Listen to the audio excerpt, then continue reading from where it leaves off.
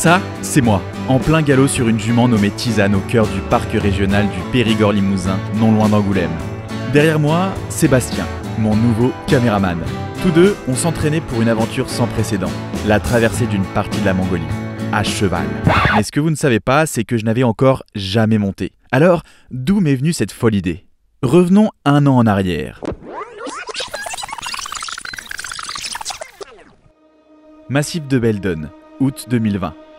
Cela faisait déjà plusieurs jours que j'effectuais la traversée du massif de Belledonne, dans nos Alpes françaises. Un magnifique parcours de 2 semaines. Alors que je me promenais tranquillement dans les bois, j'aperçois plusieurs chevaux sortis de nulle part se mettre à travers mon chemin. Ah, ils sont beaux, hein. Bah, t'es en plein sur mon chemin?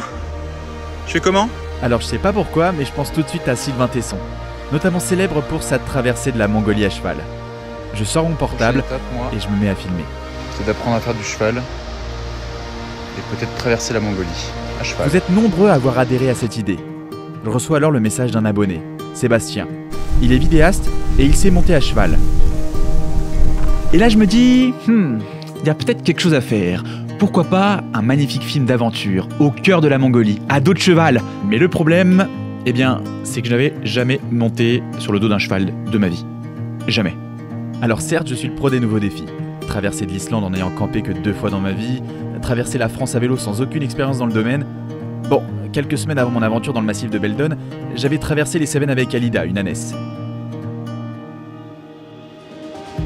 Et déjà là, alors qu'elle était juste chargée de transporter quelques-unes de mes affaires, eh bien je galérais. Mais là, c'est quand même quelque chose de différent. T'as une grosse bête entre les jambes. Enfin, une deuxième du coup. Putain, si je garde ça au montage, je sens que je vais perdre des abonnés. Mais revenons-en quelques jours plus tard, toujours sur le massif de Belledonne.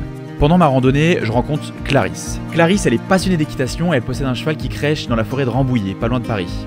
Je lui parle alors de cette nouvelle idée d'aventure qui me trotte au coin de la tête et elle me propose, si à l'occasion on se revoit plus tard et que cette idée se concrétise, de m'inviter à vivre ma première expérience à dos de cheval. Et là, je me dis 3 choses. Premièrement, déjà ça fait trop de coïncidences d'un coup, tout autour de moi qui me pousse à réaliser cette aventure. Alors je prends soin de noter cette idée dans un coin de ma tête. Deuxième point, est-ce que t'as noté ce nouveau décor que j'ai réalisé dans le grenier de l'ancienne maison de mes grands-parents sur l'île? Dis-moi en commentaire ce que t'en penses, si t'aimes bien. Ça fait ambiance un peu aventurier, assez cosy, sombre, dans un grenier. Voilà.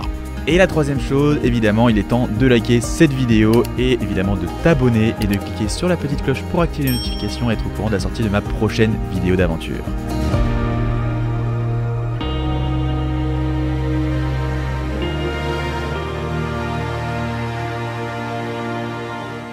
Un an défile. Après le massif de Belledonne, je traverse la France à vélo, juste avant le second confinement. À peine sorti de ce dernier qu'on loue un van avec Justin Van Collen, Captain Rémy et Kinéas direction le désert des Bardenas en Espagne. Début 2021, je traverse le nord de la Laponie en ski de randonnée et avec Poulka.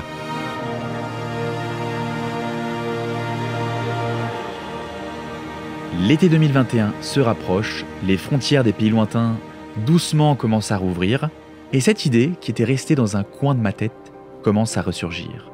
Mais en un an, j'avais toujours pas monté sur le dos d'un cheval. C'est donc là où je me souviens de l'invitation de cette personne que j'avais rencontrée sur le massif de Belledonne. Cette fille qui avait un cheval et qui m'avait proposé de m'apprendre au moins une fois à monter à cheval juste pour que je tente l'expérience. Le problème, c'est que je me souvenais plus de son nom. Donc je poste une story sur mon compte Instagram pour la retrouver. Et Clarisse, c'est son nom, se manifeste en m'invitant bras ouverts, du coup, à tenter l'expérience, à monter sur son cheval. Et cette première expérience va être fantastique. Là, je suis avec Clarisse, juste ici, que j'avais rencontrée pendant ma randonnée dans les Belledonne. Et elle m'avait proposé, si un jour je voulais apprendre à faire du cheval junior, qui va être, tu vois, il m'aime déjà pas trop, qui va être le premier cheval sur lequel je vais monter. Alors le problème, c'est que je suis pas très grand, moi. En plus, ils sont courts là. Donc pour choper le truc, allez. Et voilà. J'ai moins l'air d'être con. T'as moins l'air d'être con, ouais. Va, Junior. Allez, hop. En Mongolie. J'étais réconforté à l'idée de savoir maintenant quelques bases. Mais surtout que j'avais apprécié cette expérience, que j'avais aimé ça. J'ai vraiment ressenti une connexion positive avec l'animal. Mais monter une demi-heure à cheval, c'était vraiment rien comparé aux semaines, voire aux mois qui allaient m'attendre au plein cœur de la Mongolie, sur des chevaux qui n'auront rien à voir avec ceux qui sont en France. Qui plus est, chargés de nos caméras et du coup en utilisant nos matériels de captation, en gros en filmant.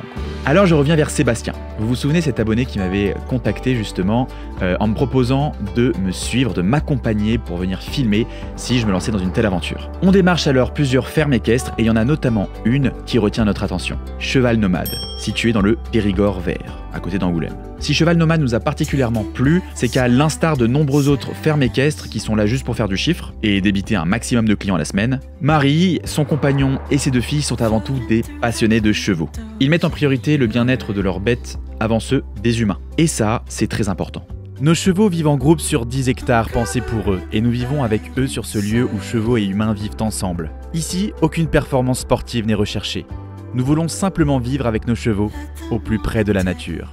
La plupart de leurs chevaux ont été recueillis, voire sauvés, comme d'anciens chevaux de course, abusés et poussés à l'excellence, qui maintenant sont beaucoup trop vieux pour continuer à courir. Marie, elle leur offre une seconde vie, plus paisible. Ils n'hésitent d'ailleurs pas à espacer de plusieurs jours, voire plusieurs semaines, les aventures pour leur permettre de prendre le temps de se reposer. Et ce qui nous a aussi beaucoup plu chez eux, c'est qu'ils pratiquent de la randonnée équestre, pas des performances ou de la sensation. On vient ici pour se balader dans la nature, à un rythme lent. Évidemment rythmé de quelques galops, trot, etc. Mais on est là pour de la rando. Fin juin 2021, nous sommes donc partis avec Sébastien direction Angoulême, pour une aventure de 3 jours à cheval, au cœur du parc naturel Périgord-Limousin.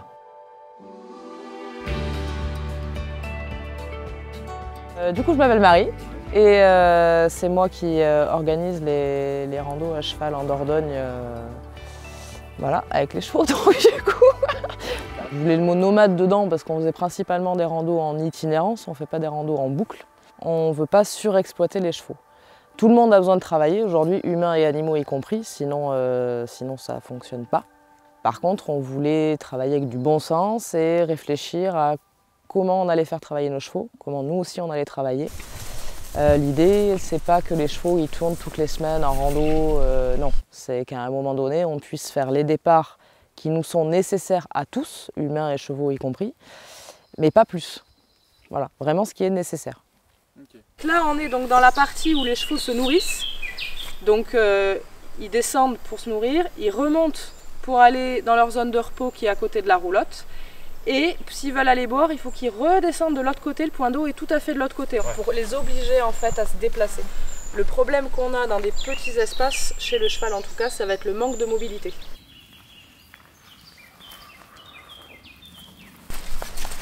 Allez hop, on passe ça ici, je pense.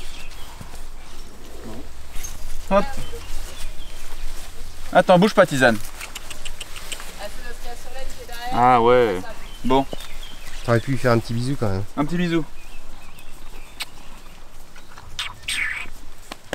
Pas plus, hein. On se connaît qu'à peine. Pas le premier soir. Bon allez. Viens là. Non. Qu'est-ce que tu fais toi? Allez. Là on va enchaîner 2 jours de rando, on va bivouaquer entre deux. Donc là on part un peu à l'aventure. Hier c'était un peu la journée de préparation, d'entraînement. Je suis toujours pas 100% à l'aise, mais moi je plains Sébastien qui lui va porter les caméras pendant qu'il va monter à cheval. Il n'est pas blessé, c'est très bon.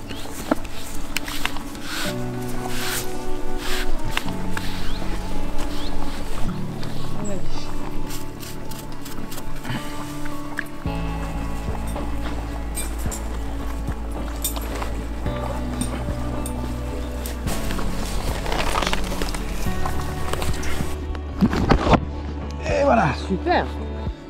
Ok.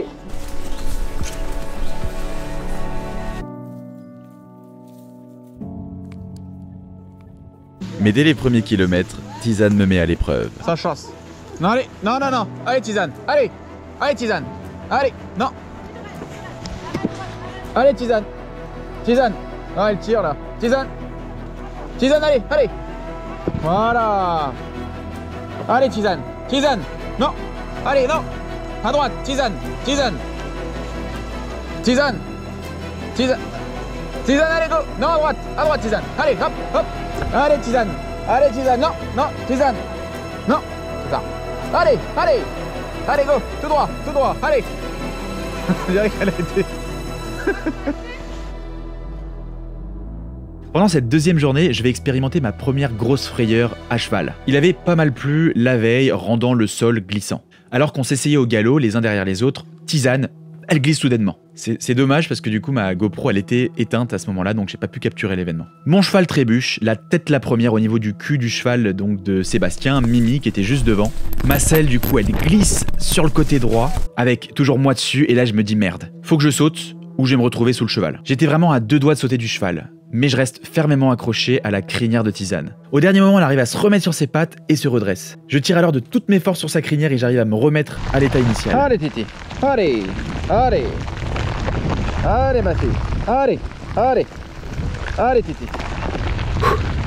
En vrai, c'était moins une. Une mésaventure similaire va également arriver à Sébastien. Mimi, donc son cheval, était un jeune mâle qui n'arrêtait pas d'embêter la jument de tête, donc celle de Marie, qui elle s'appelait Orsan. À chaque fois, il faisait exprès de lui rentrer un peu dedans pour la provoquer. À un moment, Orsan elle a perdu patience et il a foutu un gros coup de sabot en pleine tête. Du coup, Mimi s'est soudainement cambré sur ses 2 pattes arrière et il y avait toujours Seb derrière. Et le pire, c'est qu'il était à 2 doigts de se mettre à galoper. Encore une fois, on a frôlé la catastrophe. Mais je vous avoue, je préférais vivre ça maintenant, ici, en France, plutôt que en Mongolie, en plein cœur des steppes.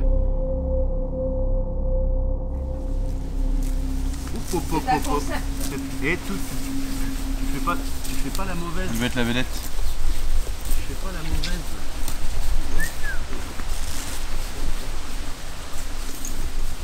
Ça me rappellera toujours Alida. Quoi qu'on en fasse. Pour notre première nuit, on s'arrêtera dormir dans un petit cabanon perdu en plein cœur de la forêt.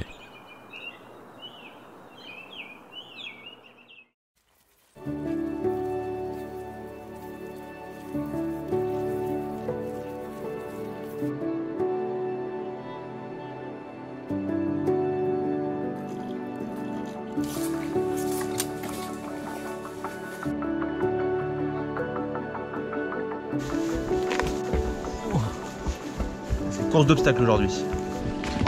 Le lendemain, on enchaînera sur notre dernière journée à cheval, toujours à travers les beaux paysages boisés du parc du Limousin-Périgord.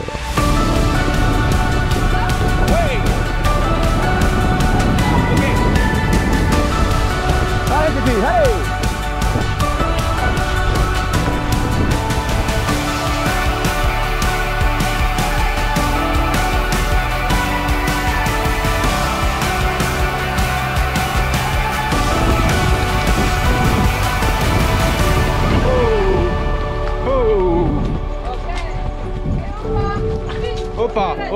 Opa.